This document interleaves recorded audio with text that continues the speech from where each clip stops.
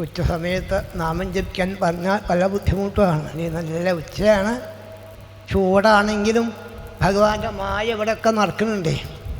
കസാലയിലാണ് ഇരുന്നത്, ഫാൻ കൊണ്ടുവച്ചിട്ടുണ്ട്, ഉറങ്ങാനൊക്കെ സൗകര്യമാണ്. എല്ലാ സൗകര്യവും ഗണപതി ചെയ്തു. എന്നിട്ടും ഉറങ്ങുകയാണോ എന്ന് നമ്മളൊന്ന് പരീക്ഷിച്ച് നോക്കുക. എങ്ങനെയാണ് ഉറങ്ങുകയാണ് എന്ന് പരീക്ഷിക്കുക. ഉറങ്ങാനാദ്യം ശബ്ദം കേൾക്കാൻ പറ്റില്ല. ഉറങ്ങാത്ത ആൾക്കാർക്ക് ഉറക്കം വരുന്നുണ്ടെങ്കിൽ ആ ഉറക്കം പോവാൻ ഉറക്കനാമം ജപിക്കുക. സർവത്ര ഗോവിന്ദനാമ സങ്കീർത്തനം. എല്ലാവരും ജപിക്കുന്നില്ല എന്ന് തോന്നുന്നുണ്ട്. രണ്ട് പക്ഷമുണ്ടോ ഇവിടെ? ശിവപക്ഷവും ദക്ഷപക്ഷവും ഉണ്ടോ? നമ്മളൊക്കെ ശിവപക്ഷത്തെ ആൾക്കാരല്ലേ? ദക്ഷപക്ഷാണോ? ഏതാ പക്ഷം? ശിവപക്ഷാണോ ദക്ഷപക്ഷാണോ? എല്ലാവരും ശിവപക്ഷത്തിലാവണം. സർവത്ര ഗോവിന്ദനാമ സങ്കീർത്തനം. നമ്മളൊന്നും ജപിക്കാന്ന് പറഞ്ഞാൽ ആവില്ല. ഭഗവാൻ നമ്മളെ കൊണ്ട് ജപിപ്പിക്കട്ടെ. അതിപ്രധാനമായ കഥയാണ് അഷ്ടമസ്കന്ധം 24 അധ്യായം. അതിപ്രധാന മന്വന്തരാണി സദ്ധർമ്മ. മന്വന്തരത്തിൽ കൂടി സദ്ധർമ്മത്തെ ലോകത്തിന് ഉപദേശിക്കുകയാണ്. 4 കഥകളായിട്ടാണ്, ഗുണങ്ങളെ സംബന്ധിച്ച് 4 കഥകളായിട്ടാണ് ഭാഗവതം അഷ്ടമസ്കന്ധം കാണിച്ചത്. അതും ഗജേന്ദ്രമോക്ഷം, പാലാഴിമഥനം, വാമനാവതാരം, മത്സ്യാവതാരം. ഇവിടെ തന്ന വിഷയം മത്സ്യാവതാരമാണ്. വാമനാവതാരം പിന്നെയാവാന്ന ഇതാ നിശ്ചയമില്ല. വഴിക്കാണ് ശ്രീശുകൻ പറഞ്ഞത്. നമ്മൾ മാറ്റാൻ പറ്റുമോ? നിശ്ചയില്ല. ശ്രീശുകൻ വഴിക്കാണ്. ശ്രീശുകൻ്റെ വഴിയാണ് പിന്തുടരേണ്ടത്. വാസ്തവല്ലേ? മത്സ്യാവതാരമാണ് വാസ്തവം. ഇതും സത്യവ്രത മഹാരാജാവിൻ്റെ കഥ മത്സ്യാവതാരത്തിൽ കൂടിയിട്ട് ബോധ്യപ്പെടുത്തിയത്. സത്യവ്രതൻ എന്നാണ് പേര് തന്നെ പറഞ്ഞത്. ദ്രാവിഡ രാജാവാണ് സത്യവ്രത മഹാരാജ. സത്യം വ്രതം ആക്കിയ ആളാണ് സത്യവ്രതൻ. ആ പേരിനൊക്കെ വാസ്തവം അർത്ഥമുണ്ട്. ഇത് ഓർപ്പിച്ച ആളാണ്. സത്യം മാത്രമേ പറയുള്ളൂ, സത്യം മാത്രമേ കേൾക്കുള്ളൂ, സത്യം മാത്രമേ ചിന്തിക്കുള്ളൂ എന്ന്. സത്യത്തെ മാത്രം നമ്മളും അതുപോലെ ആവണം. സത്യം എന്ന് വെച്ചാൽ സത്യഞ്ച സമദർശനം എന്ന ഏകാദശ സ്കന്ധം ഉണ്ട്. ഒരുപോലെ കാണാനാവും. നമ്മുടെ മനസ്സൊക്കെ ഭഗവാൻ ശുദ്ധാക്കിയിട്ടുണ്ടാവും വിചാരിക്കുക അല്ലേ? ശേഷപ്പെട്ട കഥ സത്യവ്രത മഹാരാജാവിൻ്റെ കഥ. അദ്ദേഹം സന്ധ്യാവന്ദനത്തിന് വേണ്ടിയിട്ടും അതിവിടെ ഭാഗവതം പറയും തന്നെ എന്തിന് ഭഗവാൻ ഈ രൂപത്വം സ്വീകരിച്ചു എന്ന. ചെറുതായി വലുതായതാണ് വാമനാവതാരവും, ചെറുതായി വലുതായതാണ് മത്സ്യാവതാരവും. നമ്മളൊക്കെയോ ദേഹത്തിനേക്കാൾ മുമ്പേ അഹങ്കാരം പൊങ്ങി വരിക ജീവിതത്തില്ലേ. കുട്ടിയാവുമ്പോൾ ഞാൻ ആരാന്ന് നിശ്ചയില്ലാത്ത അവസ്ഥയ്ക്കാണ്. ആദ്യം വലുതായിട്ട് പിന്നെയാണ് ചെറുതാവുക. ഇവരൊക്കെ ചെറുതായിട്ട് വലുതായ ആൾക്കാരെ കഥയാണ്. അതാണ് മത്സ്യാവതാരം വളരെ പ്രധാനമായിട്ട്. അത് ഇങ്ങനെ രൂപം ഭഗവാൻ എടുക്കണോ? യഥമദത് രൂപം മാത്സ്യം ലോകജുഗുപ്സിതം. സ്വതവേ ഇങ്ങനൊരു വേഷം ഭഗവാൻ എടുക്കേണ്ട ആവശ്യമുണ്ടോ? വെറുക്കപ്പെട്ടൊരു വേഷം ഇല്ലേ? മത്സ്യത്തെ ഇഷ്ടമാണോ? രാമനെ സേവിക്കാറുണ്ട്, കൃഷ്ണനെ സേവിക്കാറുണ്ട്, വാമനെ സേവിക്കാറുണ്ട്. മത്സ്യത്തെ അധികം ആൾക്കാരും കഴിക്കാറാണ് പതിവ്, ഭജിക്കാറല്ല, ഭുജിക്കാറാണ്. ഇങ്ങനെ രൂപം എന്തിന് ഭഗവാൻ എടുത്തു? ചോദ്യമാണ്. ഇവിടെ ശ്രീശുകനോട് ചോദിക്കുന്നത് ശരിയായ ജ്ഞാനത്തെ കിട്ടാൻ വേണ്ടിയിട്ടാണ്. ശ്രീശുകൻ പറഞ്ഞു, ഭഗവാൻ അവതാരങ്ങളുടെ ഒക്കെ ഉദ്ദേശം പ്രധാനമായിട്ട് അധർമ്മത്തെ ഇല്ലാതാക്കണം, ധർമ്മത്തെ നേരാക്കണം. അതാ ഉദ്ദേശം. എല്ലാ അവതാരവും സംഭവാമി യുഗേ യുഗേ എന്ന് ഗീതയിൽ പറയുന്നുണ്ട്. ഇതിനു വേണ്ടിയിട്ട് തന്നെയാണെങ്കിൽ ഇവിടെ പ്രത്യേകമായിട്ടും ഭാഗവതം വർണ്ണിച്ചു. ഗോവി പ്രസുര സാധൂനാം ഛന്ദസാമവിജേശ്വര രക്ഷാമിച്ഛം സ്തനൂർധർത്തേ ധർമ്മസ്യാർത്ഥസ്യ ചൈവ ഹി ഗോവിപ്രസുരസാധൂനാം ഛന്ദസാമഭിയേശ്വര. ഭഗവാന്റെ ഉദ്ദേശം ഇതാണ്.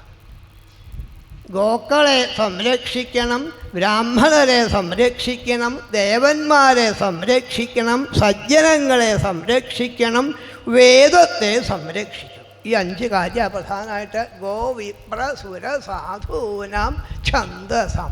അപ്പോൾ വൈദിക കർമ്മങ്ങൾ നിലനിൽക്കണം. വൈദിക കർമ്മങ്ങൾ നിലനിൽക്കണമെങ്കിൽ വേദം ഇവിടെ നിലനിൽക്കണം. നമ്മുടെ സനാതന ധർമ്മമാണ്. അത് നിലനിന്നാലേ, വേണ്ട പോലെ ധർമ്മം ഉണ്ടായാലേ ധർമ്മോ രക്ഷതി രക്ഷിത എന്ന് പ്രമാണമുണ്ട്. ധർമ്മമാണ് നമ്മളെ രക്ഷിക്കുന്നത്. ധർമ്മം ചെയ്യണമെങ്കിൽ ഇവരൊക്കെ നേരെ നിന്നാലേ ധർമ്മം ചെയ്യാൻ പറ്റുള്ളൂ. പ്രധാനമായിട്ട് ഗോ എന്ന് പറഞ്ഞു. ഗോക്കളെന്ന് വെച്ചാൽ പശുക്കളെന്ന് മാത്രമല്ല അർത്ഥം. ഭൂമിദേവി പശുരൂപത്തിലാണ് സഞ്ചരിക്കാറ്. അപ്പോൾ ഭൂമിയിലെ ആൾക്കാർക്ക് വേണ്ട സംരക്ഷണമൊക്കെ കൊടുക്കാനാണ്, ഭഗവാനെ സേവിക്കുന്ന ആൾക്കാർക്ക് സംരക്ഷണത്തെ കൊടുക്കാനാണ്. ആരെങ്കിലും അവരെ ബുദ്ധിമുട്ടിക്കാൻ വരണുണ്ടെങ്കിൽ അതില്ലാതാക്കാനാണ് ഭഗവാന്റെ അവതാരം. അതുപോലെ ബ്രാഹ്മണരെ അവരുണ്ടായാൽ അതിലുള്ള ദിക്കിലേ താമസിക്കാൻ പാടുള്ളൂ എന്നും കൂടിയുണ്ട്. ബ്രാഹ്മണൻ ഇല്ലാത്ത ദിക്കിൽ പോയി താമസിക്കുന്നേ അരുത്. നമ്മളെ ശുദ്ധാക്കാൻ ബ്രാഹ്മണർക്ക് പറ്റുള്ളൂ. അപ്പം അവരുള്ള ദിക്കിലേ വാസ്തവം താമസിക്കാൻ പാടുള്ളൂ. ബ്രാഹ്മണ കർമ്മമൊക്കെ എന്തിനു വേണ്ടിയിട്ടാണ് വാസ്തവം? അനവധി കർമ്മങ്ങൾ ബ്രാഹ്മണൻ ചെയ്യുന്നുണ്ട്. ജനിച്ചാൽ മരിക്കോളം കർമ്മമാണ്, എപ്പോഴും കർമ്മ, സദാസമയത്തും കർമ്മ. എന്തിനാ ഈ ബ്രാഹ്മണരെ കർമ്മം ചെയ്യുന്നതെന്ന് ചോദിച്ചാൽ ലോകാ സമസ്താ സുഖിനോ ഭവന്തു. ബ്രാഹ്മണ കർമ്മത്തിൻ്റെ ഉദ്ദേശം ലോക നന്മയ്ക്കാണ്. 3 സന്ധ്യയ്ക്കും സന്ധ്യാവന്ദനം ചെയ്തോളണം നിയമമുണ്ട്. അത് രാവിലത്തെ സന്ധ്യാവന്ദനവും വൈകുന്നേരത്തെ സന്ധ്യാവന്ദനവും ലോകത്തിനുള്ളതാണ്. ഉച്ചയ്ക്ക് സന്ധ്യാവന്ദനം മാത്രമേ സ്വയം അവസ്ഥാനം മാത്രമേ നമുക്ക് ചെയ്താക്കി കിട്ടുള്ളൂ. മറ്റൊക്കെ ലോകത്തിലാണ്. അപ്പോൾ ബ്രാഹ്മണരെ കണ്ടാൽ പറയണം മറ്റൊരു ആൾക്കാർ സന്ധ്യയ്ക്ക് അങ്ങനെ ഇങ്ങനെ നടക്കുകയാണെങ്കിൽ പോയി സന്ധ്യാവന്ദനം ചെയ്യൂ എന്നുള്ള മറ്റുള്ള ആൾക്കാർ. ഇവർക്ക് വേണ്ടി മാത്രമല്ല, ബ്രാഹ്മണർക്ക് വേണ്ടി മാത്രമല്ല, ലോക നന്മയ്ക്ക് വേണ്ടിയിട്ടാണ് ചെയ്യുന്നത്. പറയുന്നെ വേണം, പറഞ്ഞ് അവരെ മനസ്സിലാക്കിപ്പിക്കണം. സന്ധ്യാവന്ദനാദി കർമ്മങ്ങൾ ഇതൊക്കെയാണ് നമുക്ക് ശ്രേയസ് ഉണ്ടാക്കുന്നത്. അതും ദേവന്മാരെ സന്തോഷിപ്പിക്കുക, സജ്ജനങ്ങളെ പൂജിക്കുക. സാധൂനാം, സജ്ജനങ്ങളെ പൂജിച്ചോളണം. സജ്ജനം എന്ന് വെച്ചാൽ സത്തിനെ പറ്റി പറയുന്ന ആൾക്കാരാണ്. സത്വം എന്ന് വെച്ചാൽ ഈശ്വരനെ പറ്റി പറയുന്ന ആൾക്കാരാണ്. അപ്പം അവരെ വേണ്ട പോലെ പൂജിച്ചോളണം. വേദത്തെയും വൈദിക കർമ്മത്തെയും അനുഷ്ഠിക്കാൻ വേണ്ട സൗകര്യം ചെയ്തു കൊടുക്കണം. ഇതൊക്കെ അതിൽപ്പെട്ട കർമ്മങ്ങളാണ്. ഈ ഭാഗവതൊക്കെ അതിൽപ്പെട്ട കർമ്മങ്ങളാണ്. ഇതുകൊണ്ട് സൗകര്യം ചെയ്തു കൊടുത്ത് ഇതിൽ കൂടിയേ നമുക്ക് നന്മ ഉണ്ടാവുള്ളൂ. കാരണം ഇത് കേൾക്കാൻ സാധിക്കണം, മറ്റുള്ള കർമ്മങ്ങളെ കാണാൻ സാധിക്കണം. ഇപ്പം എല്ലാവരും അതിന് അനുകൂലമായിട്ട് വരുന്ന മൊബൈൽ പോലും അനുകൂലമായിട്ടാണ്. സദാസമയത്ത് മൊബൈൽ വെച്ചായാൽ വൈകുന്നേരം ആവോളം ചെയ്യണത് ആധ്യാത്മിക കാര്യങ്ങളാണ്. ഇപ്പോൾ വേദവും കൂടി തുടങ്ങിയിട്ടുണ്ട്. വേദമാണ് നമ്മളെ കയ്യിൽ നിന്നും പോയി തുടങ്ങിയത്, എങ്കിലും പോയിട്ടില്ല.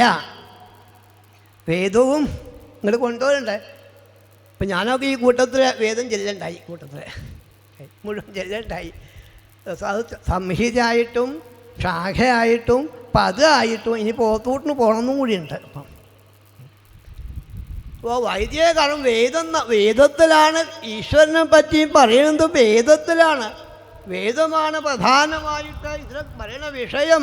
വേദേ രാമായണേ ചൈവ ഇതിഹാസേ ഭാരതേ തഥാ ആദ്യാന്ത്യേ ച മധ്യേ ച ഹരിസർവത്ര ഗീയതേ. വേദത്തിലും രാമായണത്തിലും ഇതിഹാസങ്ങളിലും പുരാണങ്ങളിലൊക്കെ പറയുന്നത് ഈശ്വരനെ പറ്റിയിട്ടാണ്. അപ്പം ആ ഈശ്വരനെ മനസ്സിലാക്കാൻ, അന്ന് ഈശ്വരനെ മനസ്സിലാക്കാൻ സാധിക്കാനാണ് ഇവിടെ മത്സ്യാവതാരം ബോധ്യപ്പെടുത്തിയത്. അത് മഹാരാജാവ്, സത്യവ്രത മഹാരാജാവ് സന്ധ്യാവന്ദനത്തിന് പോയ സമയത്താണ് വെള്ളം എടുത്തപ്പോഴാണ് ഒരു മത്സ്യം അതിൽ കയ്യിൽ കുടുങ്ങിയത്. ഈ മത്സ്യത്തെ ഉപേക്ഷിച്ചു. രാജാവേ എന്നെ ഉപേക്ഷിക്കരുതെന്ന് മത്സ്യം. സംസാരിക്കണം മത്സ്യം. കൗതുകം തോന്നി തൻ്റെ കമണ്ടലിൽ വിട്ടു. മത്സ്യമായിട്ട് ഇങ്ങോട്ട് പോകുന്നു. ഇവിടെ എത്തിയപ്പോൾ രാജാവേ ശ്വാസം മുട്ടിയിട്ട് വയ്യ, പാത്രം വലുതാക്കണേന്ന്. പിന്നെ പാത്രം വലുതാക്കി വലുതാക്കി വലുതാക്കി വലുതാക്കി അവസാനം മത്സ്യത്തെ ഇവിടെ തന്നെ കൊണ്ടിട്ടു. അങ്ങനെ വലിയ മത്സ്യമായാൽ കൊണ്ടുപോകാൻ പറ്റുമോ? ചെറിയ മത്സ്യമായാൽ ചിലരൊക്കെ പാത്രത്തിലോ ഈർക്കിലോ കൊണ്ടുപോകാറുണ്ട് ഇല്ലേ? വലിയ മത്സ്യമായാൽ കൊണ്ടുപോകാൻ പറ്റുമെന്ന് വെച്ചാൽ യോഗപ്രഭാവേണ പട്ടേരിപ്പാട്. ഏത് യോഗം? ഭക്തിയോഗപ്രഭാവേണ. ഭക്തി ഉണ്ടെങ്കിൽ ഭഗവാന്റെ വാക്ക് അനുവ്രജാമ്യഹം നിത്യം പൂയേത്യംഘ്രിരേണുഭി. ഭഗവാന്റെ വാക്ക് ഭക്തന്മാരെ പിന്നാലെയാണ് ഞാൻ പോകുക, മുന്നിലല്ല. ഭക്തൻ്റെ പിന്നാലെയാണ്. ഏകാദശസ്കന്ധം വ്യക്തമാക്കിയതായി രംഗം. ഭക്തൻ്റെ പിന്നാലെയാണ്. അപ്പോൾ ഭക്തന് സത്യവതന് മത്സ്യത്തിൻ്റെ കൊമ്പ് പിടിക്കേ വേണ്ടു. പിന്നാലെ മത്സ്യം പോന്നു. ഇവിടെ തന്നെ എത്തിച്ചപ്പോൾ പറഞ്ഞു, രാജാവെ എന്നെ ഉപേക്ഷിക്കുകയാണോ എന്ന് ചോദിച്ചു. രാജാവ് ചോദിച്ചു, അങ്ങ് ഈശ്വരനാണോ എന്ന് ചോദിച്ചു. അതെ, ഞാൻ അങ്ങയെ അനുഗ്രഹിക്കാൻ വേണ്ടി വന്നതാ, അങ്ങ് എന്നെ വേണ്ടാന്ന് വയ്ക്കുക ചെയ്യണതെന്നാ. ഭഗവാൻ അനുഗ്രഹിക്കാൻ വേണ്ടി വരുമ്പം നമ്മൾ ഭഗവാനെ വേണ്ടാന്ന് വെച്ചാലോ? ഭാഗവതം ഇവിടെ അനുഗ്രഹിക്കാൻ വേണ്ടി ഇത്രയും അധികം ആൾക്കാർ, ഭജനങ്ങൾ ഇവിടെ ഭാഗവതം വായിക്കുന്നു, ഭാഗവതം പറയൂ. ഇത് കേൾക്കാൻ വേണ്ടിയിട്ടാണ് ഗണപതി ഇങ്ങനെ രംഗം ഒരുക്കി തന്നത് അല്ലേ? ആൾക്കാർ കേൾക്കട്ടെ, എല്ലാവരും ഓർക്ക നാമം ജപിക്കട്ടെ എന്നുള്ള ഭഗവാന്റെ കാരുണ്യമാണ്. നമ്മൾ കേൾക്കാതെ കണ്ട് ഉറങ്ങിപ്പോയാലോ? ഇത് രംഗം വേണ്ടാന്ന് 2-ാം തീയതി കഴിഞ്ഞിട്ട് വരാം എന്ന് വിചാരിച്ചാൽ 2-ാം തീയതി ഗണപതിയെ കാണാം. ഈ രംഗം 2-ാം തീയതി കഴിഞ്ഞാൽ ഇത്രയും മോഹനമായൊരു രംഗമിന്നിത്രീ ലോകത്തിലുണ്ടായിട്ടില്ല എന്ന് വാഴുന്ന വെറുതെ അല്ല. ഇത്രയും മോഹനമായ രംഗം ഏതൊരാൾക്കും ആനന്ദത്തെ കൊടുക്കുന്നതാണ്. ഇങ്ങോട്ട് പെടിയേ വേണ്ടു. ഉള്ളിക്കാണ് പ്രവേശിച്ചാൽ 10ാമത്തെ ഗ്രഹം പിടിച്ചു. കൃഷ്ണഗ്രഹഗൃഹീതാത്മാ. ഭഗവാനാകുന്ന ഗ്രഹം ഒരു പ്രാവശ്യം കേട്ടാൽ 2-ാമതും 3-ാമതും കേൾക്കും. അപ്പോൾ ഒരു ശ്രദ്ധയോട് കൂടി ഒരു പ്രാവശ്യം കേൾക്കുക. ശ്രദ്ധ ഉണ്ടാവണം ഇതിൽക്കെന്നാണ്. അങ്ങനെ ഇദ്ദേഹം ഉപേക്ഷിക്കുമ്പോൾ എന്നെ ഉപേക്ഷിക്കുകയാണോ എന്നാണ് ചോദിച്ചത്. രാജാവ് ചോദിച്ചു, അങ്ങ് ഈശ്വരനാണോ എന്ന്. അതെ, ഞാൻ അങ്ങേ അനുഗ്രഹിക്കാൻ വേണ്ടി വന്നു, അങ്ങ് എന്നെ വേണ്ടെന്ന് വെച്ചു. രാജാവ് വന്നാൽ അങ്ങ് എന്നെ രക്ഷിക്കാൻ വേണ്ടതെന്നാണ്. അങ്ങക്ക് പ്രളയം കാണാനുള്ള മോഹല്യേ സാധിക്കുന്നതാണ്. എല്ലാ ഔഷധികളും ശേഖരിച്ചോളൂ. സപ്തർഷികൾ തോണിയായിട്ട് വരും, അതിൽ കയറിക്കോളൂ, സഞ്ചരിച്ചോളൂ. പ്രളയം വന്ന് കാറ്റ് വന്ന് തോണി മറയാൻ പുറപ്പെടുമ്പം എന്നെ സ്മരിച്ചോളൂ, ഞാൻ വന്നോളാം. ഭഗവാന്റെ വാക്കാണ്. സത്യസ്വരൂപനായ ഭഗവാന്റെ വാക്കാണ്. രാജാവ് എല്ലാം ശേഖരിച്ച് സപ്തർഷികളെ കൊണ്ടുവന്ന തോണിയിൽ കയറി യാത്രയായി. ഇങ്ങനെ പോയിക്കൊണ്ടിരിക്കേ തോണി മറയാൻ പുറപ്പെട്ടപ്പം ഋഷീശ്വരന്മാർ പറഞ്ഞു, രാജൻ ധ്യായസ്വകേശവം. ഹേ മഹാരാജാവേ, ഈശ്വരനെ ധ്യാനിച്ചോളൂ. അങ്ങനെ ഈശ്വരനെ ധ്യാനിച്ചപ്പം ഭഗവാൻ അവിടെ ഏകശൃംഗധരോ മത്സ്യോ ഹൈമോ നിയുതയോജന. വലിയൊരു മഹാമത്സ്യമായിട്ട് ഭഗവാനാണ് ശോഭിച്ചു. ആ മത്സ്യത്തിൻ്റെ കൊമ്പമ്പൽ നിബധ്യനാവന്തശൃംഗേ യഥോക്തോ ഹരിണാപുര വരത്രേണാഹിനാ തുഷ്ട തുഷ്ടാവ മധുസൂദനം. വരത്രേണാഹിനാ തുഷ്ട. വാസുകിയാകുന്ന കയറുകൊണ്ട് പിടിച്ചു കെട്ടിയെന്നാണ്. ഭഗവാന്റെ കൊമ്പമ്പലാണ് ഈ തോണിയെ പിടിച്ചു കെട്ടിയത്. നമ്മളോടാണ് പറയുന്നത്, ഭഗവാന്റെ പാദമാകുന്ന ലക്ഷ്യസ്ഥാനത്ത് ഭക്തിയാകുന്ന കയറുകൊണ്ട് ഈ യാത്രയാകുന്ന തോണിയെ ഭഗവാന്റെ പാദത്തിൽ പിടിച്ചാണ് കെട്ടുക. എന്നാൽ ഈ തോണി നാന്യപ്ലവോ ഭഗവത പുരുഷോത്തമസ്യ ലീലാകഥാരസ നിഷേവണമന്തരേണ. ദ്വാദശസ്കന്ധം പറയുന്നുണ്ട്, മറയാത്തൊരു തോണിയാണ് ഭഗവാന്റെ കഥകൾക്ക്. യാതൊരു നാശവും ഇല്ല. പിടിച്ചാണ് കെട്ടിക്കോളൂ എന്ന് പറഞ്ഞാൽ പിടിച്ചാണ് കെട്ടാൻ സാധിച്ചു. മഹാരാജാവ് ഭക്തിയോടുകൂടി മത്സ്യമൂർത്തിയാണ് സ്തുതിച്ചു. വളരെ പ്രധാനമായൊരു സ്തുതിയാണ്. മത്സ്യമൂർത്തിയെ സ്തുതിക്കുന്ന ഭാഗം വളരെ പ്രധാനമാണ്. മറ്റുള്ള അവതാരങ്ങൾ മുഴുവൻ അനവധി അധ്യായം ഉണ്ടെങ്കിൽ അതിൻ്റെ ഒക്കെ സാരമായിട്ടാണ് അതിൻ്റെ ഒക്കെ സാരമായിട്ടാണ് ഒരധ്യായം എഴുതുമെങ്കിലും ഭാഗവത സാരമാണ് മത്സ്യാവതം. അത്രയും പ്രധാനമായിട്ടാണ് സജ്ജനങ്ങൾ പറയാറ്. ശരിയായ ഗുരുനാഥൻ ആരാണ് എന്ന് ചോദിച്ചാൽ സത്യവ്രതൻ പറയുന്നു ഗുരുവായൂരപ്പനാണ്. അനാദ്യ അവിദ്യോപഹതാത്മസംവിധസ്തന്മൂല സംസാര പരിശ്രമാതുര യദൃച്ഛയൈഹോപസൃതായതാപ്നുയു വിമുക്തിതോ ന പരമോ ഗുരുർഭവാൻ. ശരിയായ ഗുരുനാഥൻ പരമോ ഗുരുർഭവാൻ. അനാദിയായുള്ള ഈ സംസാരത്തിൽ ശരിയേതാണ് തെറ്റേതാണ് എന്നറിയാതെ കണ്ട് എന്തിൻ്റെയും പിന്നാലെ ആൾക്കാർ പോവും. ശരിയുടെ പിന്നാലെ മാത്രമല്ല, ശരി ഏതാണ് തെറ്റേതാണ് എന്നറിയാതെ കണ്ട് ഇങ്ങനെ പോണ ആൾക്കാർക്ക് ശരിയായ മാർഗത്തെ ഉപദേശിക്കുന്ന ആളാണ് ശരിയായ ഗുരുനാഥൻ. ആരാ ഗുരുനാഥൻ ചോദിച്ചാൽ ഏകാശസ്തംഭൻ ചോദിക്കുന്നുണ്ട്, ഭഗവാനെ ഗുരുനാഥൻ ആരാ? ഉദ്ധവ ഞാനാണ് കേട്ടോ. ഗുരുനാഥൻ ആരാന്ന് ചോദിച്ചാൽ ഞാനാണ്. ബന്ധു ആരാ? ബന്ധു ഞാനാണ്. സഖാവ് ആരാ? സഖാവും ഞാനാണ്. ഇതൊന്നും വേറെ ഒരാൾക്കും പറയാൻ പറ്റുന്നതല്ല. നമ്മൾ സഖാവ് നിശ്ചയ ആൾക്കാരെ പറയുന്നുണ്ട് ഇല്ലേ? നിശ്ചയ ആൾക്കാരൊന്നും പറയണ്ട. കുറച്ച് ആൾക്കാർ സഖാവ് കൃഷ്ണനെന്നോ സഖാവ് രാമനെന്നോ സഖാവ് അർജുനെന്നൊക്കെ പറയാൻ പറ്റുള്ളൂ. ഒരുപോലെയുള്ള ആൾക്കാരാ അത് ഭഗവാൻ ഞാൻ തന്നെയാണ് എന്നാണ്. ഗുരുനാഥൻ ആരാ? നല്ലത് പറഞ്ഞു തരുന്ന ആളാണ്, ശരിയായത് പറഞ്ഞു തരുന്ന ആളാണ്. ശരി അജ്ഞാനത്തെ ഇല്ലാതാക്കി ജ്ഞാനത്തെ പ്രദാനം ചെയ്യുന്ന ആളാണ് ശരിയായ ഗുരുനാഥൻ. ശരിയായ അധ്യാപകൻ ആരാന്ന് ചോദിച്ചാൽ പ്രസാദനൊക്കെ പറയുന്നുണ്ട്. എൻ്റെ അധ്യാപകർ ഷണ്ടാമർക്കന്മാരൊന്നുമല്ല. എൻ്റെ അധ്യാപകൻ ആരാന്ന് ചോദിച്ചാൽ ശ്രീനാരദ മഹർഷിയാണ്. ഗുരുനാഥൻ ഗൂച്ച അന്ധകാരം, അന്ധകാരത്തെ ഇല്ലാതാക്കുന്ന ആളാണ് ഗുരുനാഥൻ. ഗുരുനാഥൻ ആരാ? ഗുരുവായൂരപ്പനാണ്. അപ്പം ഗുരുനാഥനെ ഈശ്വരനായിട്ട് കാണാൻ സാധിക്കും. വിദ്യ ഉപദേശിക്കുന്ന ആൾ ഈശ്വരനായിട്ട്. ഇതാണ് പഠിപ്പിക്കാനൊക്കെ പുറപ്പെടുമ്പം ആദ്യം ശ്രദ്ധിക്കേണ്ടത് ആരാ പഠിപ്പിക്കേണ്ടത് എന്ന് ചോദിച്ചാൽ അക്ഷരം വിപ്രഹസ്തേന. ബ്രാഹ്മണരെ പഠിപ്പിച്ചാലേ അക്ഷരം കുട്ടികളൊക്കെ എഴുത്തിനിരുത്താറില്ലേ? എഴുത്തിനിരുത്താറില്ലേ കുട്ടികളൊക്കെ? എവിടെ ഇരുത്താറ്? പത്രം ഓഫീസിലൊക്കെയാണല്ലേ. സംസ്കാരത്തെ സംസ്കരിച്ചൊക്കെ പൂജ്യന്മാരായിട്ടിപ്പം ഒക്കെ പൂജ്യന്മാരെ ഒക്കെ അറിവുണ്ട് എന്നുള്ള അഹങ്കാരം കൊണ്ട് നശിക്കുന്നു വാസ്തവം. ഈ അഹങ്കാരം അങ്ങോട്ട് പോകണം. അഹങ്കാരം പോണെങ്കിൽ ഈ കുറച്ചൊക്കെ പഠിച്ചാൽ ആ അഹങ്കാരം ഉണ്ടാവുക. അല്പോജനോ ജൽപതി സാട്ടഹാസം.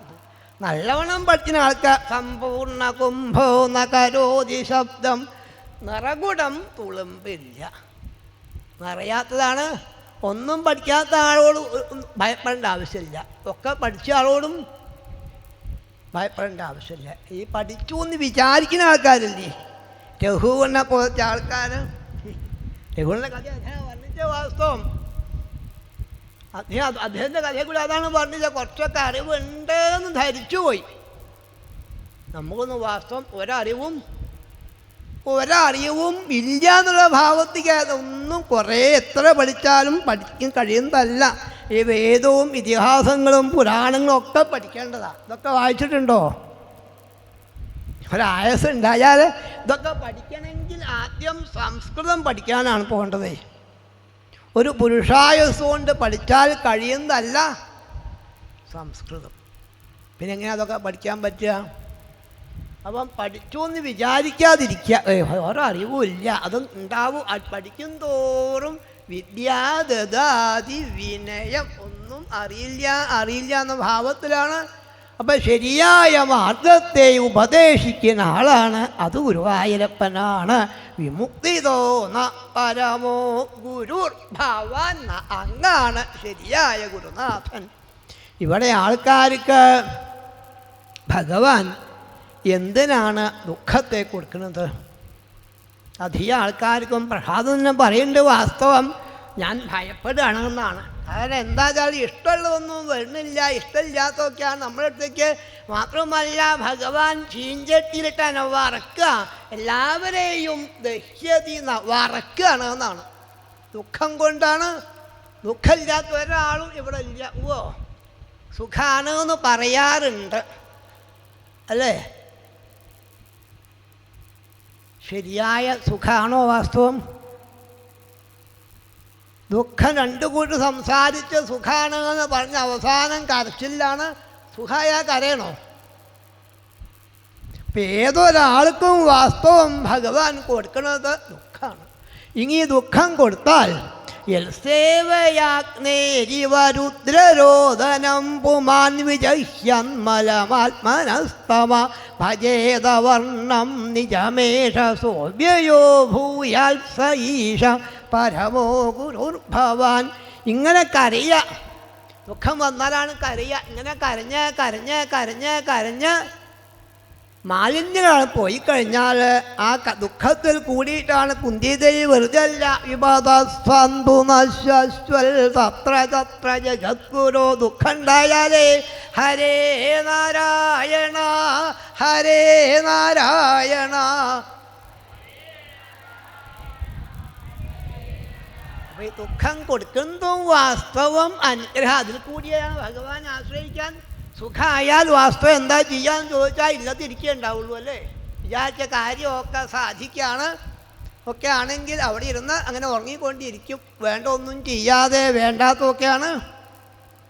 അപ്പം ശരിയായി വാസ്തവം ദുഃഖത്തിൽ കൂടി മനസ്സിനാണ് ഭഗവാൻ പിടിക്കുന്നത്. ദുഃഖം വന്നാൽ ഈശ്വരനെ ആശ്രയിക്കും. ഈശ്വരനെ ആശ്രയിക്കാൻ വേണ്ടിയിട്ടാണ് ഭഗവാൻ ദുഃഖത്തെ അങ്ങനെ മനസ്സ് ശുദ്ധീകരിക്കുന്നു. വാസ്തവം അങ്ങനെ മനസ്സ് ഒമാൻ വിജഹ്യാൻ മലമാത്മനസ്തമ. ഉള്ളിലെ മാലിന്യം അങ്ങോട്ട് പോണുണ്ടോയെന്ന് ചോദിച്ചാൽ ശ്രോതാക്കളെ മുഖത്തിൽ നോക്കിയാൽ അറിയാമെന്നാ. ഭാഗവതം കേൾക്കുകയാണോ കേട്ട് കളയാണോ ചെയ്യണതെന്ന് പൊതുവേ ആൾക്കാർ പറയാം. ഏതായാലും വെറുതെ ഇരിക്കുകയല്ലേ, കുറച്ച് നേരം കേട്ട് കളയാന്നാ പറയുക അല്ലേ? കേട്ട് കളയാന്നാണ് പൊതുവേ പറയുന്ന വാക്ക്. സംസാരം തന്നെ വാസ്തവം കേട്ട് കളയാം. കളയാൻ വേറെ വസ്തുക്കളുണ്ട്, ഇത് കളയേണ്ടതല്ല. കേട്ട് ഉള്ളിലാക്കേണ്ടതാണ്. കാതൊന്നും ഒരു നാടി ഹൃദയത്തേക്ക് പോകേണ്ടത് തൃതീയ സ്കന്ധം പറഞ്ഞിട്ടുണ്ട്. അതിൽ കൂടി കേട്ട് ഉള്ളിലേക്ക് ആക്കാൻ സാധിക്കണം. ഉള്ളിലാക്കി കഴിഞ്ഞാൽ മാലിന്യം പുറത്തേക്ക് പോകണ്ടോ എന്ന് ചോദിച്ചാൽ കണ്ടാൽ അറിയാം. കണ്ണിൽ കൂടിയിട്ട് അങ്ങോട്ട് പോണത് കാണാൻ ദ്വിതീയ സ്കന്ധം വർണ്ണിച്ചിട്ടുണ്ട്. അപ്പം കേൾക്കാൻ ശ്രദ്ധയോടുകൂടി ഭഗവാനെ കേൾക്കാൻ സാധിക്കണം. അങ്ങനെയുള്ള ഭഗവാന്റെ അനുഗ്രഹം, ഈ മത്സ്യമൂർത്തിയുടെ അനുഗ്രഹം നയൽ പ്രസാദായുധഭാഗലേശമന്യേജദേവ ഗുരവോ ജനസ്വയം കർത്തും സമേത പ്രഭവന്തി പുംസസ്തമീശ്വരം ത്വാം ശരണം പ്രപദ്യേ. ഈ മത്സ്യമൂർത്തിയുടെ അനുഗ്രഹം എത്രയാണെന്ന് ചോദിച്ചാൽ മറ്റനുഗ്രഹിക്കാൻ കഴിവുള്ള ദേവന്മാരോ കാരണവന്മാരോ ഒക്കെ പുറപ്പെട്ടാലും ഈ ഗുരുവായൂരപ്പൻ്റെ അനുഗ്രഹത്തിൻ്റെ 10,000-ൽ ഒന്നാവില്ല എന്നാണ്. ഭഗവാന്റെ അനുഗ്രഹത്തിൻ്റെ മറ്റനുഗ്രഹിക്കാൻ കഴിവുള്ള ആൾക്കാർ മുഴുവൻ അനുഗ്രഹിച്ചാലും ഭഗവാന്റെ അനുഗ്രഹത്തിൻ്റെ 10,000-ൽ ഒന്ന് പോലും ഭഗവാന്റെ അനുഗ്രഹം എത്രയാണ്? നമ്മളൊക്കെ ഭഗവാൻ വാസ്തവം ചെയ്യണത് ഇവിടെ പിടിച്ചുകൊണ്ട് ഇരുത്തിക്കുകയാണ്. വാസ്തവം നീ അവിടെ ഇവിടെയും പോവാതെ കണ്ട് ഇവിടെ വന്നിരിക്കുക, എൻ്റെ കഥ പറയേ, എൻ്റെ കഥ കേൾക്കുക എന്ന് പറഞ്ഞ് നമ്മളെ പിടിച്ചുകൊണ്ടിരുത്തിയത് അവിടെ അല്ലേ? നമ്മൾ സ്വമേധയാ വന്നിരുന്നതാണോ? ആരുമല്ല. ഭഗവാന്റെ കഥയുടെ ആകർഷണമാണ് പിടിച്ചു കൊണ്ടു കർഷതി ഇതി കൃഷ്ണ. ആകർഷിക്കുന്നതാണ് ഭഗവാന്റെ കഥ. അതിന് ശ്രീശുകനാണ് ഭഗവാന്റെ കഥകൾ വർണ്ണിക്കുന്നത്. അപ്പോൾ അത് കേൾക്കാറാവണം. ഈ ഭഗവാന്റെ അനുഗ്രഹത്തിൻ്റെ 10,000-1 അങ്ങനെയുള്ള മത്സ്യമൂർത്തിയെ ഈശ്വരം ത്വാം ശരണം പ്രപന്ന. നമസ്കരിക്കുക, ഭഗവാനെ നമസ്കരിക്കുക. അതല്ലാതെ കണ്ടുള്ള ഗുരുനാഥന്മാരെ പിന്നാലെ പോയാൽ വാസ്തവം ഉണ്ടാവുന്നത് അചക്ഷുരന്ധസ്യ യഥാഗ്രണീകൃത തഥാ ജനസ്യ വിദുഷോ ബുധോ ഗുരു ത്വമർക്കദൃക് സർവദൃശാം സമീക്ഷണോ വൃതോ ഗുരുർന്ന സ്വഗതിം ബുഭുത്സതാം. കണ്ണ് കാണാത്ത ആൾക്കാർ പിന്നാലെ, കണ്ണ് കാണാത്ത ആൾക്കാർ പോയാലോ? നയിക്കുന്ന ആൾക്കാർക്കും കണ്ണ് കാണില്ല, പിന്നാലെ പോകുന്ന ആൾക്കാർക്കും കണ്ണ് കാണില്ലെങ്കിൽ എന്താ ഉണ്ടാവുക? എവിടെയും ആപത്ത് വരില്ലേ? നയിക്കുന്ന ആൾക്കും നേരത്തെ ആൾക്കാരൊന്നോ വിമർശിച്ചിരിക്കുകയാണോ സംശയമുണ്ട്. കാരണം വേണ്ടാത്ത വഴിക്ക് ആൾക്കാർ കൊണ്ടുപോകാൻ നിശ്ചയ ആൾക്കാരുണ്ടാവും. നിങ്ങളൊക്കെ ബസ്സിന് കല്ലെറിഞ്ഞോളൂ എന്ന് പറയുന്ന ആൾക്കാരുണ്ടാവും. എറിയാൻ പറഞ്ഞ ആൾക്കാരെ പിന്നെ കാണില്ല. എറിഞ്ഞ അവർക്കേ വാസ്തവം ഇങ്ങനെ അതും ഇതും ചെയ്യാൻ നിശ്ചയ ആൾക്കാർ പറയും. പോയി ചെയ്താൽ ഉണ്ടാവുന്നത് അവനവൻ തന്നെ. താൻ നിരന്തരം ചെയ്തോരു കർമ്മങ്ങൾ താൻ അനുഭവിച്ചിടുക. അവനവൻ തന്നെ അനുഭവിക്കണ്ടേ? വേണ്ടാത്ത വഴിക്ക് ആൾക്കാർ ഓരോന്നും പറയാണ്ടാവും. അത് കേട്ട് ചെയ്യാൻ പോയാൽ ഉണ്ടാവുന്നത് അവനവൻ്റെ നാശ. സ്വന്തം ചിന്തിച്ച് വേണം. ഇങ്ങനെ കണ്ണ് കാണാത്ത ആൾക്കാരെ പിന്നാലെ കണ്ണ് കാണാത്ത ആൾക്കാർ പോയാൽ രണ്ടുപേർക്കും അചക്ഷുരന്ധസ്യ, കണ്ണ് കാണാത്ത ആൾക്കാരെ പിന്നാലെ കണ്ണ് കാണാത്ത ആൾക്കാർ പോയാൽ ആപത്താണ്. കണ്ണ് കാണുന്ന, ശരിയായത് അറിയിക്കുന്ന കണ്ണ് ഭഗവാനാണ്. ഭഗവാൻ അത്രയും സൂക്ഷ്മമായിട്ട് ഈ കണ്ണ് എന്തിനാ തന്നത് വാസ്തവം? എന്തിനാ കണ്ണ് തന്നത് വാസ്തവം? കണ്ണനെ കാണാത്ത കണ്ണ് എന്തിനാ കണ്ണാന്നൊക്കെ ചോദിക്കുന്നുണ്ട്. കണ്ണനെ കാണാനാണ്, ഇത്തരം ഗ്രന്ഥങ്ങൾ വായിക്കാനാണ്. കാഴ്ച ഉണ്ടായാലേ വായിക്കാൻ പറ്റുള്ളൂ. കണ്ണ് കാണാതായിട്ട് ഭാഗവതം വായിക്കാൻ പറ്റുമോ? സ്വാമി പറയണ്ടായിട്ടുണ്ട് മുമ്പ് ഒരു പ്രാവശ്യം. ഞാൻ ബൈഹാർട്ടാക്കാൻ ശ്രമിക്കുകയാണ്. പറ്റുമോന്ന് ഇഷ്ടമില്ല. കാരണം ബ്രാഹ്മണരൊക്കെ വേദം ബൈഹാർട്ടാക്കുന്ന കൂട്ടത്തിൽ ഭാഗവതം ബൈഹാർട്ടാക്കിയാൽ പുസ്തകം ഇല്ലെങ്കിലും ഇത്രയൊക്കെ ബുദ്ധി നമുക്കായോ? ചില അധ്യായങ്ങൾ ചിലർ ബൈഹാർട്ടാക്കുന്നുണ്ട്. ഇപ്പം നാരായണ കവചോ മത്സ്യാവതാരമൊക്കെ ശരിക്കും മുഴുവൻ 6 ഓതി 100 ഉരുട്ട് ബൈഹാർട്ടാക്കേണ്ടതാണ്. അതിനുള്ള ബുദ്ധിയൊന്നും നമുക്കില്ല വാസ്തവം. എന്നാൽ അതിലെ സാരത്തെ തന്നെങ്കിലും മത്സ്യാവതാരം സാരാണ്. ആ സ്തുതി എന്തെങ്കിലും ബൈഹാർട്ടാക്കാൻ സാധിക്കണം. ശരിയായി കണ്ണ് കാണുന്ന, ശരിയായത് അറിയുന്ന ഭഗവാന്റെ പിന്നാലെ ഭഗവാന്റെ വാക്കിൽ വിശ്വസിച്ചങ്ങോട്ട് പോയാൽ നസ്ഖാലിൽ ന പതേ ദിഹ എന്നാണ്. വിഴില്ല, വഴി മാറില്ല, തട്ടിത്തടഞ്ഞ് വിഴില്ല. ഇനി വിഴാണെങ്കിൽ അത് ഭഗവാന്റെ മടിയിലേക്കാണ്. എല്ലാത്തിലും ഭഗവാന്റെ മടിയിലേക്കാണ്. ഒരാപത്തും പറ്റാത്ത അവസ്ഥയിൽ ഭഗവാൻ സംരക്ഷിക്കും. അതുകൊണ്ട് ഭഗവാന്റെ കഥകളിൽ കൂടി വിശ്വസിച്ച് ശരിയായ ജ്ഞാനം സമ്പാദിച്ച് പോവാൻ സാധിക്കണം. ജനോജനസ്യ അതിശതേ സതീം മതിം യയാ പ്രപദ്യേതദുരത്യയന്തമ ത്വം ത്വവ്യയം ജ്ഞാനമമോഘമഞ്ജസാ പ്രപദ്യതേ യേന ജനോ നിജം പദം. പക്ഷെ എല്ലാവരും വാസ്തവം കുടുങ്ങിയത് ദുരത്യയം തമ.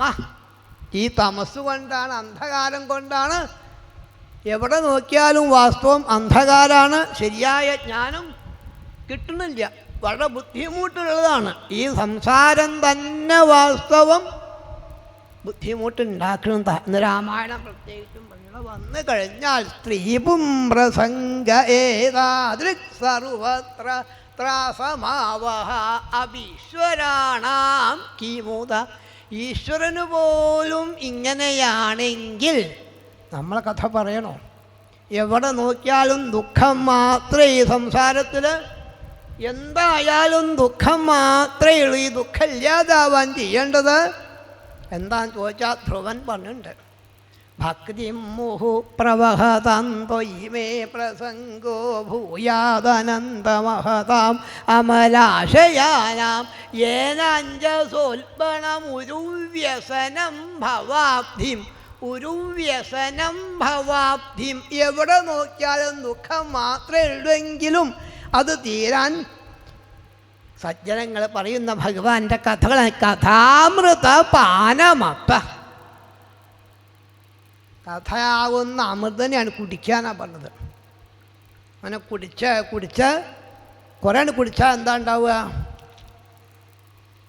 കുറേ കുടിച്ചാൽ ഒരു ബോധമില്ലാത്ത അവസ്ഥയൊക്കെ ഉണ്ടാവും ഇല്ലേ? ഇഷ്ടമല്ല, നമുക്കറിയില്ല, കുടിക്കുന്ന ആൾക്കാർക്ക് അറിയുള്ളൂ. കുറേ കുടിച്ചാൽ ബോധമില്ലാത്ത അവസ്ഥ, പിന്നെ റോഡിന് വീതി പോരാ നമ്മൾ തോന്നിയിട്ട് അവിടെയും ഇവിടെയൊക്കെ കിടക്കുകയും ചെയ്യും. പക്ഷെ അത് കുറച്ച് നേരെ ഉണ്ടാവുള്ളൂ. ആ ലഹരി പോയി കഴിഞ്ഞാൽ ബോധം ഉണ്ടാവും. ഞാൻ ആരാണ്, ഇപ്പം എവിടെയാണ് കിടക്കുന്നത്, ശരീരത്തിൽ വസ്ത്രം ഉണ്ടോ എന്നൊക്കെ പിന്നെ ബോധം ഉണ്ടാവും. ഇതുപോലെ ബോധമില്ലാതെ ആവണം. എങ്ങനെ? ആ മദ്യമല്ല കഴിക്കേണ്ടത്, ഈ മദ്യം കഴിക്കുക. കൃഷ്ണകഥയാകുന്ന മദ്യം കഴിച്ച് ബോധമില്ലാതെ കണ്ട് സ്ഥലകാലബോധം മറന്ന് അവനവനെയും മറന്ന് ലജ്ജങ്ങനെ വിട്ട് ശുകനാരദാദിവൽ ശ്രീശുകനെ പോലെ ശ്രീനാഥ മഹർഷിയെ പോലെ ഹരേ നാരായണ ഹരേ നാരായണ. പട്ടേരിയോട് ചോദിക്കുന്നുണ്ട്, ഈ വാദം മാറിയാൽ എന്താ ഭാവം? ഈ വാദം മാറിയാൽ എന്താ ഭാവം? ക്ഷാരത്തേക്ക് പോവുകയാണോ? അല്ലാന്ന് പറഞ്ഞു. വാദം മാറിയിട്ട് വേണം ശുകനാരദാദിവൽ ശ്രീശുകനെ പോലെ ശ്രീനാഥ മഹർഷിയെ പോലെ ഇങ്ങനെ സഞ്ചരിക്കുക ഭഗവാന്റെ കഥകളായിട്ട്, ഭഗവാന്റെ നാമങ്ങളായിട്ട് കേൾക്കുന്ന ആൾക്കാർക്കൊക്കെ ആനന്ദത്തെ കൊടുത്തുകൊണ്ട് ഭഗവാന്റെ നാമത്തെ കീർത്തിക്കാൻ. ഇതാണ് വാസ്തവം വേണ്ടത്. അതിന് ഈ തമോ ഗുണം വാസ്തവം നമുക്ക് സമ്മതിക്കില്ല. ഇവിടെ കേൾക്കാൻ വന്നിരുന്നാലും ഉറക്കം വരും. തമോ ഗുണത്തിൻ്റെ ലക്ഷണമാണ്. ഭാഗവതം കേൾക്കുമ്പം ഉറക്കം വരുന്നുണ്ടോ? എന്നാ തമോ ഗുണാണ്. കേൾക്കാതെ ശ്രദ്ധയോടുകൂടി ഇരിക്കുന്നുണ്ടോ? ശ്രദ്ധയോടുകൂടി ഇരിക്കാതെ വർത്തമാനം പറയുകയാണോ? എന്നാൽ രജോ ഗുണമാണ്. ഉറങ്ങുകയാണെങ്കിൽ തമോ ഗുണം, അല്ലെങ്കിൽ രജോ ഗുണം. അല്ല, ശ്രദ്ധയോടുകൂടി കേൾക്കുകയാണോ? എന്നാ സത്വഗുണം. അതൊന്നും ഉയർന്ന് അങ്ങനെ കേട്ട് ആ ആനന്ദത്തിൽ മുങ്ങി അവനവനെ വിളിച്ചാൽ പോലും അറിയാത്ത അവസ്ഥ ഉണ്ട്. വിളിച്ചാൽ കേൾക്കില്ല. എന്താ അദ്ദേഹം കേട്ടില്ല. ഇത് നേരത്തെ പ്രഥമസ്കന്ധം വർണ്ണിച്ചാണ്. അവിടെ വെള്ളം ചോദിച്ചപ്പം സ്ഥാനത്രയാൽ പരം പ്രാപ്തം ബ്രഹ്മഭൂതമവിക്രിയം. രാജാവ് പരീക്ഷിച്ച് പോയി ദാഹിച്ചിട്ട് വയ്യ, വെള്ളം തരൂ എന്ന് പറഞ്ഞപ്പം ബ്രാഹ്മണൻ കേട്ടിട്ടില്ല. സ്ഥാനത്രയാൽ പരം പ്രാപ്തം എന്നൊക്കെ ഭാഗവതം വന്നു. സ്ഥാനത്രയത്തെയും അതിക്രമിച്ച ആളാണ് ശമീക എന്നുള്ള ബ്രാഹ്മണൻ. സ്ഥാനത്രയങ്ങളെ ഭഗവാനെ ധ്യാനിക്കാൻ വന്നിരിക്കുമ്പം ജ്ഞാനും ഉണ്ട്, ധ്യാനും ഉണ്ട്, ഭഗവാനും ഉണ്ട്. ഇത് മൂന്നും ഇല്ലാതെ ആയാലോ എന്താ അവിടെ ബാക്കിയുള്ളത്? അത് വാക്കുകൊണ്ട് പറയാൻ പറ്റുന്നതല്ല. എന്താ ഉള്ളതെന്ന് ചോദിച്ചാൽ ഇതാ രാസലീലയിൽ ഭഗവാൻ കാണിക്കുന്നത്. തെടുങ്ങുമ്പം ഗോപികളുണ്ട്, ഭഗവാനുമുണ്ട്, നൃത്തമുണ്ട്. കുറച്ച് കഴിഞ്ഞപ്പം നൃത്തവുമില്ല, ഭഗവാനുമില്ല, ഗോപിയില്ല. എന്താണ് ബാക്കിയുള്ളതെന്ന് ചോദിച്ചാൽ അത് വാക്കുകൊണ്ട് പറയാൻ പറ്റുന്നതല്ല. അത് അനുഭവിക്കേണ്ടത്. രാസലീല വാക്കുകൊണ്ട് പറഞ്ഞാലാവില്ല. അത് സ്വയം അനുഭവിക്കണം. ഒരു ഗോപിയായിട്ട് ഭഗവാനോട് കൂടി ആഡംബരം ഉണ്ടാവണ സുഖം എന്താണ്? വാക്കുകൊണ്ട് പറഞ്ഞാൽ പായസത്തിൻ്റെ മധുരം പറയാൻ പറ്റുമോ?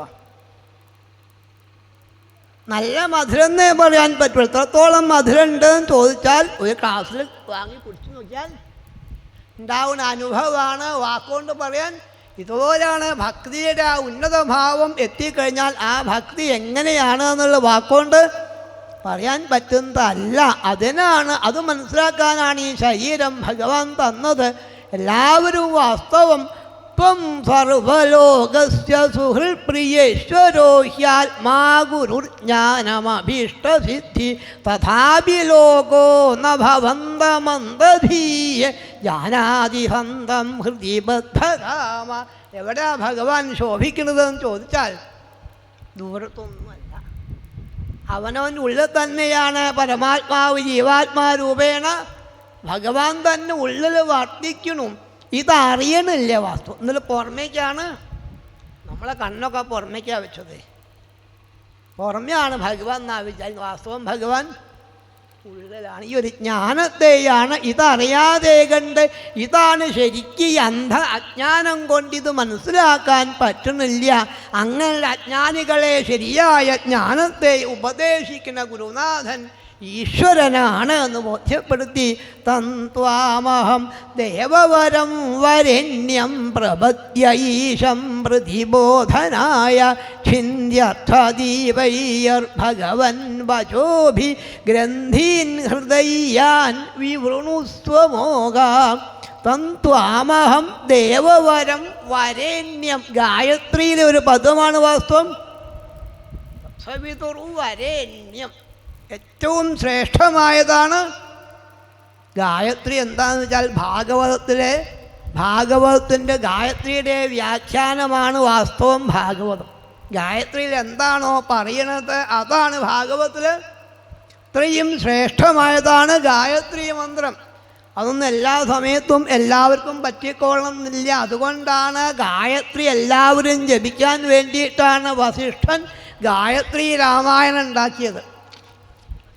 അതിൽ കൂടി 24 അക്ഷരമായ ഗായത്രിയെ 24 ശ്ലോകമായിട്ടാണ് തപസ്വാധ്യായ നിരതം തുടങ്ങിയിട്ടുള്ള ശ്ലോകം വസിഷ്ഠൻ ഉണ്ടാക്കി. ഗായത്രിയിൽ എല്ലാവരും ഗായത്രി ജപിക്കട്ടെ. ഗായത്രി ശരിക്കും ജപിക്കാൻ വയ്യ, എന്നാൽ ഇത് ജപിക്കാം. ഗായത്രി രാമായണം വായിക്കാൻ വേണ്ടിയിട്ടാണ് ഉണ്ടാക്കിയത്. എല്ലാവരും ജപിക്കണം. ഈ ഏറ്റവും ശ്രേഷ്ഠമായ മന്ത്രം ആ ഗായത്രിയിൽ കൂടിയിട്ട് പറയുന്നതും എന്താണ്? ധീമഹീന. ധീമഹി, ബുദ്ധിയെ നേരാക്കാനുള്ള മന്ത്രമാണ്. ശരിയായ ബുദ്ധി കിട്ടണ്ടേ? ശരിയായ ബുദ്ധി അത് ബോധിപ്പിക്കലാണ് മത്സ്യമൂർത്തി. വാസ്തവം പ്രപദ്യ ഈശം പ്രതിബോധനായ, അത് ബോധിപ്പിക്കുന്നതാണ് ഭഗവാൻ മത്സ്യമൂർത്തിയാണ് നമസ്കരിക്കുക. ഈ മത്സ്യമൂർത്തിയാണ് വാസ്തവം. സത്വര മഹാരാജാൻ ഉപദേശിച്ച ഗ്രന്ഥമാണ് മത്സ്യാവതാരെന്നും കാണിച്ചു. ഈ സത്യവ്രതസ്യ രാജഋഷേരാത്മഗുഹ്യമശേഷത അശ്രൗഷി ഋഷിഭിസ്വാഗം ആത്മതത്വമസംശയം. എല്ലാ സംശയങ്ങളെയും തീർത്ത് മത്സ്യമൂർത്തി ഉപദേശിച്ചു കൊടുത്തു രാജാവിനെന്നും കാണിച്ചു. അതല്ല, അങ്ങനെയിരിക്കെ ബ്രഹ്മദേവൻ്റെ മുഖത്തൊന്നും വേദത്തെ കട്ടുകൊണ്ടുപോയുള്ള ഹയഗ്രീവൻ എന്ന പേരായ അസുരനെ ഭഗവാൻ വധിച്ചു. വേദം എന്ന് വെച്ചാൽ തന്നെ അർത്ഥം അറിവ് എന്നാണ് അർത്ഥം. ഈ അറിവിനെ ആരാ വാസ്തവം കൊണ്ടുപോവുക? അറിവിനെ വാസ്തവം ആരാ കൊണ്ടുപോകുക? അഹങ്കാരമാണ്. കുറച്ചാണ് പഠിക്കുമ്പോഴേക്ക് ആരാ നിശ്ചയമില്ലാത്ത അവസ്ഥ ഇല്ലേ? ഇങ്ങനെ അഹങ്കാരമാണ് വാസ്തവം.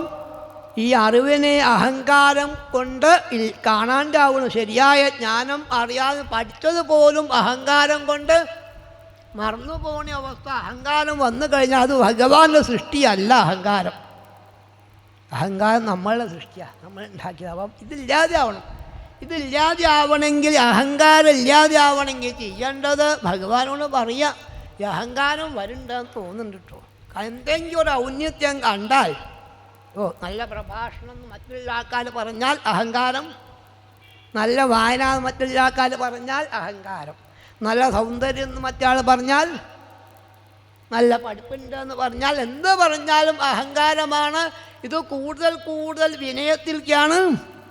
ഒന്നും അറിയില്ല എന്ന ഭാഗ വിനയമാണ് വാസ്തവം. ഈ അഹങ്കാരങ്ങളാകുന്ന ഹയഗ്രീവന്മാരെ മുഴുവൻ വധിച്ച് ആ വേദത്തെ വീണ്ടെടുത്ത് അറിവിനെ വീണ്ടെടുത്ത് നമ്മൾക്ക് മത്സ്യമൂർത്തി തരുന്നു.